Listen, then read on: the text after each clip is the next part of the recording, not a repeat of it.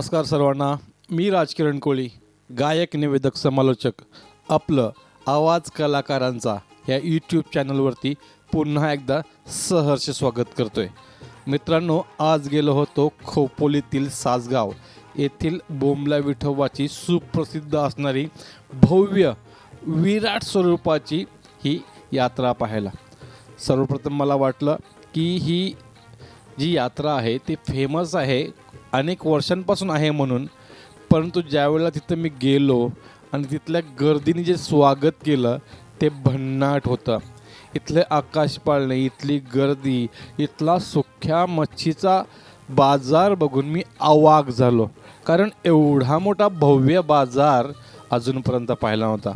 सर्वप्रथम गेलो श्री विठ्ठल रुक्माईच्या दर्शनाला. थोडंसं वरती चढावं लागतं, जास्त मोठी टेकडी नाही आहे. मंदिराचा परिसर खूप चांगला आहे. टेकडीवरती असल्यामुळे वातावरण प्रसन्न असतं आणि ह्या टेकडीवरती आल्यानंतर संपूर्ण जत्रा तुम्हाला व्यवस्थित पाहायला मिळते. जत्रा 15 दिवसांची आहे, त्यामुळे मंदिराला भव्य रोषणाई केली होती आणि वातावरण खूप चांगलं होतं. मंदिरामध्ये पांडुरंगाची अनेक भक्तिगीतं लावली होती, त्यामुळे एक प्रासादिक असं वातावरण निर्मिती झाली होती. आणि समोरची पांडुरंगाची मूर्ती पाहिल्यानंतर मला मात्र केशवराव पाटलांचा एक स्वरचित अभंग आठवला. पंढरीच्या विटेवरी एक म्हातारा म्हातारी, 28 युगे उभी राहिली हात ठेवूनी कटेवरी, पुंडलिकाच्या भेटीसाठी धावत आला तो जगजेठी. अशा या जगजेठीच्या म्हणजेच माऊलीच्या चरणाशी लीन झालो आणि पुढे यात्रेमध्ये आलो. बाहेर प्रसादाची अनेक दुकाने होती. मंदिराच्या समोरून आपण अतिशय चांगला यात्रेचा व्ह्यू पाहू शकतो. विशेष म्हणजे रात्री हा व्ह्यू खूप चांगला वाटत होता. जत्रा एवढी विराट होती की ह्या जत्रेमध्ये कमीत कमी 15 पाळणे तर खूप मोठे होते. नमस्कार माऊली, कुठून आलात? साईनाथांच्या शिर्डीहून आलात. दरवर्षी येतं काय ते? तर हे दोन्हीही विक्रेते साईबाबांच्या नगरीतून शिर्डीहून आले होते आणि दोघांचाही असा अनुभव आहे की आम्ही जवळजवळ 15 वर्ष झाली इकडे येत असतो. खाली उतरल्यानंतर ड्रॅगन ट्रेनने स्वागत केलं. तसेच आत्ता 9:30 वाजून गेले होते, तरीही गर्दी अलोट होती. आणि मी जत्रेत गेल्यानंतर, कोणत्याही जत्रेत गेल्यानंतर हा गेम खेळतो म्हणजे खेळतोच.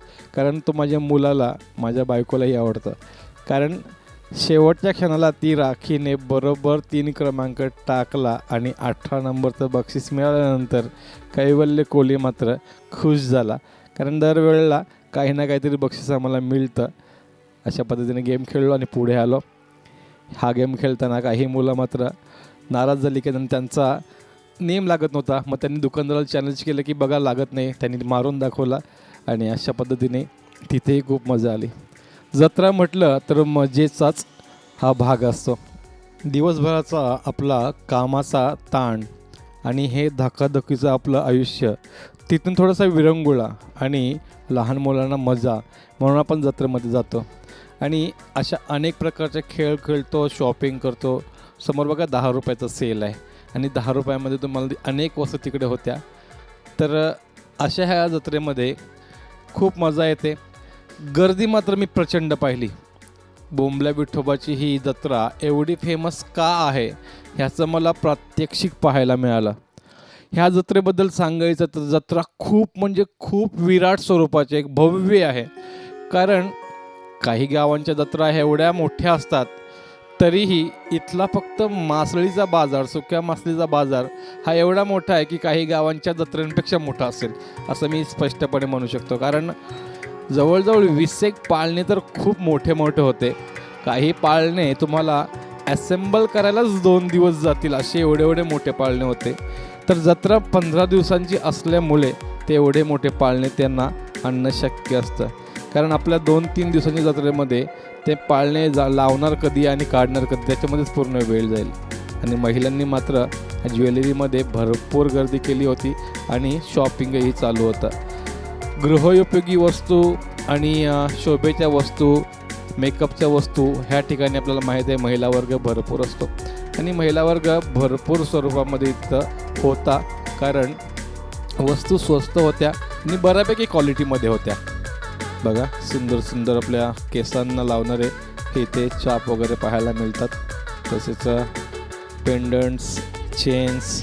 इथं मात्र माझ्या छोट्या नेवीसाठी काही खरेदी केलं आणि पुढे गेलो. एकत्रित मी तुम्हाला सांगेन की ज्यांनी जत्रा ही पाहिली नसेल ना मित्रांनो, तर प्लीज एकदा तरी पहा. एकदा तरी पाहण्यासारखी ही जत्रा आहे असं मी स्पष्ट सांगेन. कारण मीही पहिल्यांदा गेलो होतो आणि अक्षरशः मी तिथे गेल्यानंतर अवाक झालो. एवढी मोठी जत्रा, कारण आमची जत्रा खूप मोठी असते, परंतु 15 दिवस भरणारी ही जत्रा. आणि ह्या जत्रेमध्ये बघा पाळणे, बघा समोरच्या पाळण्याला तर एवढी सुंदर लाईटिंग होती का तो पाळणा सर्व भाविकांचं लांबूनच लक्ष वेधत होता. इथं मात्र पॅराशूटची ही थोडीशी शूटिंग केली, कारण मी लांबूनच पाहिलं तर चांगलं वाटत होतं. जत्रेची रोषणाई हा एक सर्वात मोठा भाग असतो. पाळण्यांना केलेली भव्य आणि दिव्य अशी ही रोषणाई जे सर्व आलेल्या भाविकांचं अचूक लक्ष वेधत होतं. खरोखरच भारी वाटला. एवढे पाळणे मी जत्रेमध्ये अजूनपर्यंत कुठेही पाहिले नव्हते. तर मला तुम्ही कमेंट करून सांगा, तुम्ही कोण कोण ह्या जत्रेमध्ये जाऊन आलात आणि कोणाकोणाला ही जत्रा आवडली. कारण आत्तापर्यंत बऱ्याचशा लोकांनी जत्रा एन्जॉय केलेली आहे. तर व्हिडिओ पाहणाऱ्यांपैकी, माझ्या लाडक्या प्रेक्षकांपैकी कोणी कोणी ही जत्रा पाहिली आणि तुम्ही कुठून कुठून हा व्हिडिओ पाहताय आम्हाला जरूर कळवा. कारण ज्यावेळेला माझ्या व्हिडिओचे स्टेटस मी चेक करतो त्यावेळेला जवळजवळ महाराष्ट्रातील भरपूर कानाकोपऱ्यातून व्हिडिओज पाहिले जातात. UAEमधूनही व्हिडिओज पाहिले जातात आणि दुबईमधूनही व्हिडिओज पाहिले जातात. अमेरिकेतलेही काही व्ह्युअर्स माझे आहेत जे सातत्याने व्हिडिओवरती प्रेम करतात. तर तुमचं हे प्रेम आमच्यावरती कायम राहावं. आणि ही होडी एवढी मोठी होती की त्याच्यातून काही उतरलेले सांगत होते परत मी या होडीत बसणार नाही. एवढी मोठी होडी होती आणि दिसायला खूपच भारी होती. तर अशा पद्धतीने इथून पुढे आलो, पाळणे पाहिले, बराचसा ज्वेलरी आम्ही पाहिली आणि पुढे आलो ते म्हणजेच मच्छी मार्केटच्या बाजूला, म्हणजेच सुखी मच्छी जिकडे मिळते तिकडे आलो. मावशी वाटते का 400 रुपये किलो. तुम्ही कुठून आले? पेणवरून. तुम्ही कुठून आलात? आम्ही गव्हाण. कुठला चॅनलचं नाव काय? हां, चॅनलचं नाव काय? आवाज चॅनलचं नाव, आवाज कलाकारांचा. आवाज कलाकारांचा. राजकिरण कोळी. जवळा कसा? जवळा 250 रुपये किलो. सोडा 1600 रुपये किलो. आता बाकी दुकानं. तर बघा मित्रांनो, आपण इथं पाहतोय माही फिश, ज्याला आपण पोपड म्हणतो. माही कोली. आपल्या मित्राची तुम्हाला व्हिडिओ आवडला असेल तर जरूर लाईक करा, सबस्क्राईब करा आणि घंटा दाबायला विसरू नका. आणि तुम्हाला सातगावची यात्रेची पूर्ण माहिती आपल्या या व्हिडिओवर मिळेल. जरूर बघा आणि लाईक करा. तुझं काय नाव तुझं? रोहित कोली. हां, रोहित कोळी. काय काय मच्छी आपल्याकडे? सुकी मच्छी आहे, अंबारी आहे, सुकट आहे, बोंबील आहे, कासार बोंबील आहे आणि हा पेंडीचा बोंबील आहे. अच्छा. वाटते आहे. कुठून आला तुम्ही? परळी. आणि दरवर्षी येत आहे इथं? दरवर्षी. आज किती वर्ष झालं तुम्ही इकडे येत आहे? आज जवळजवळ माझ्या आजीपासून आम्ही म्हणजे 30-35 वर्ष आले आम्ही इथं धंदा करतो. तर मित्रांनो, नरेश कोळे आहे बघा समोर. नरेश कोळे, नमस्कार. कुठून आला तुम्ही? पेणवरून. आणि काय काय मच्छी आपल्याकडे आहे? बोंबील, दांडी, सोले, अंबारी, सुकट. आणि हे सगळं आपण स्वतः वाळवलेलं आहे की दुसरीकडून आणलेलं आहे? आता वाढवतो आपण घरी पण. कारण व्हरायटी भरपूर आहे, तेवढं सगळं एकट्या माणसाला जमणं कठीण आहे. परंतु तुमच्याकडे भरपूर स्टॉक आहे. तर काय काय रेटमध्ये आहे? सोडे किती काय रेटला आहेत? 1600. अच्छा. आणि पिठी वागती 500 रुपये किलो. मस्त एकदम स्टॉक आहे. आणि जत्रा किती वर्षापासून तुम्ही येता जत्रेमध्ये? आयो किती वर्ष झाली जत्रेला? आम्हाला काय जत्रेला किती वर्ष झाली? जत्रेला किती वर्ष झाली? 16 वर्ष आली आम्हाला इथे यायला. दरवर्षी तुम्ही येतो? 15 वर्ष तुम्ही झाली इथे येतो. कसे किलो बांगडे? 100ला 4 आहे. 100ला 4. 100ला 8 आहे. 100ला 8 आहे. आणि रावस? 400 रुपये किलो. 400 रुपये किलो.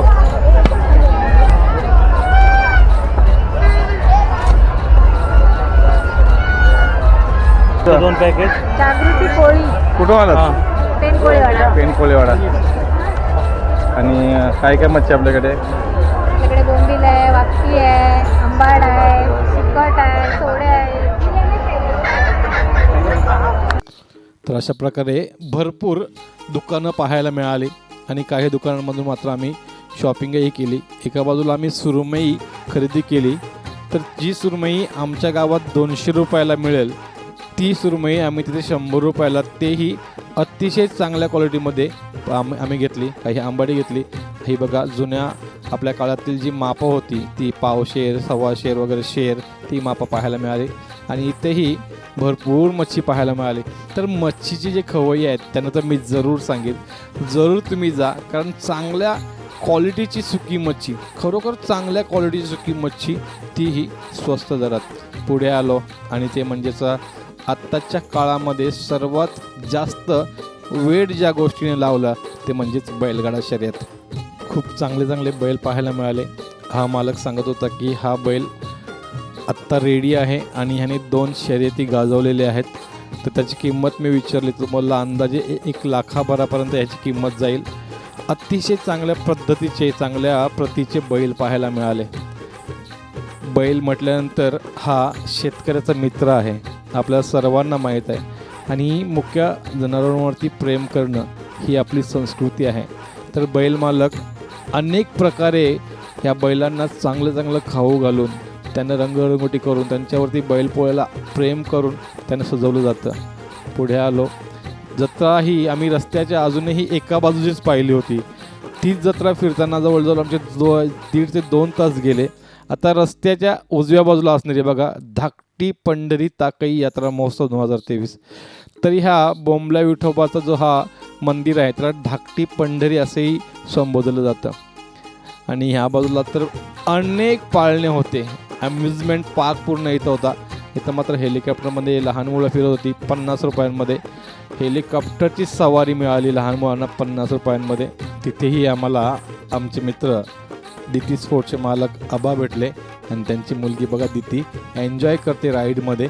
खूप मजा आली त्यांना भेटल्यानंतर. एक चांगली गोष्ट म्हणजे इथली लोक व्हिडिओ कॅमेरासमोर आल्यानंतर जरूर त्या कॅमेराला लगेच प्रतिसाद देत होती आणि बाईट्स देण्यासाठीही तयार होती. प्रत्येक दुकानदार कॅमेराला लगेच सहकार्य करत होता.